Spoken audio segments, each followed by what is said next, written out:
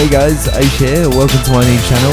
This is my first video in a series of general gameplay and tutorials that I'm going to be doing. And I've got Planetside 2 for you today. It's a free to play game. I've put a link in the description if you want to download it. And the way it works is you can pump extra money into it to buy weapons, attachments, upgrades and cosmetic changes for your character. Because I'm sure some people are wondering, how is this game free? I mean, it's a great game to play and it looks lush, and I personally think it's up there with some AAA titles, but that's just me. When you do get the game though, you will soon enough be tempted to put some extra cash in to get some of the content. I mean, it's going to take some serious grinding to get something like a new assault rifle, but then again, some of the other things like armor and weapon attachment should be available to you within the first couple of hours. That's what I found anyway. I'm playing as the Vanu.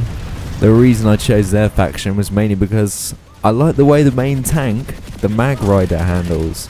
Basically it hovers so you can strafe with it, and apart from that, the three factions don't really differ that much. Mainly just the looks and how the guns sound and perform. Speaking of tanks though, I've got myself a Lightning here, which is available to all the factions. I'm on the ice continent Ezimir, if anyone was wondering, and I'm pretty camouflaged in the Vanu's purple and blue colours here. Basically, I've come around the back where a big battle for the amp station is going on, and I was just there myself on the top of that hill, but I got a bit bored of dying like everyone else, so decided to flank round and rain down some hell on these guys.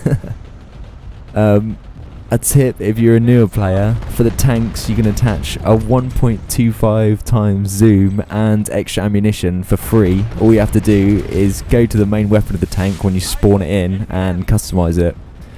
And another tip, if you wanted one, is to always hang back from the crown of the tank. Like, just because you got some armor around you doesn't make you invincible. I mean, it may seem like I'm just camping back here, but if I went in guns blazing, I'm just gonna die. I'd be the biggest target, the main threat, and that's just kind of a general rule I do with any game with tanks. Like, always hang back, because it's really difficult for the enemy to destroy you from this kind of distance.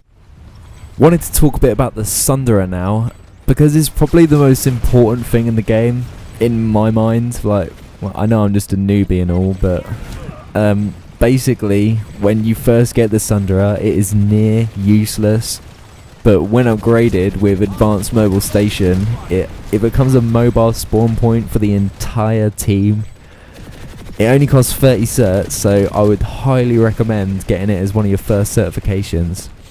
You can see every time someone spawns on the Sunderer, you get points for it, and may not seem like that many, but added in with other points you get, it can really add up. I'd take note of that timer to the right above the Sunderer. When that runs down, it will explode, and that goes for any vehicle you get. All you have to do is enter and exit the vehicle, and that will reset. It's pretty important to think about the placement of the Sunderer as well. Always put it behind good cover. I know that seems kind of obvious, but I see a lot of people running in trying to get it down to the enemy spawn, close to the enemy spawn point as possible, and it exploding. And if it does explode, then you've got 20 minutes before you can get another one in. I've parked mine. It's just that little orange symbol on the mini-map. It's just behind a big rock, and we're 10 seconds for the enemy spawn. If it wasn't there, we'd have to run like 3 minutes to get here, so it really does make a difference. Anyway, I've moved my Sunderer up to the next point we wanted to take, tucked her in between two cliffs, and we are vastly outnumbered in the tank department. That big shield dome in the background there is the enemy warp gate, where everybody spawns when they load up the game. Never really a good idea to go anywhere near those, but in Planetside 2 you've got to kind of run with the crowds. It's a team game, there's no one-man armies here. If you liked my video, then please subscribe and message me on here if you want to play some Planetside with me, and thanks for watching.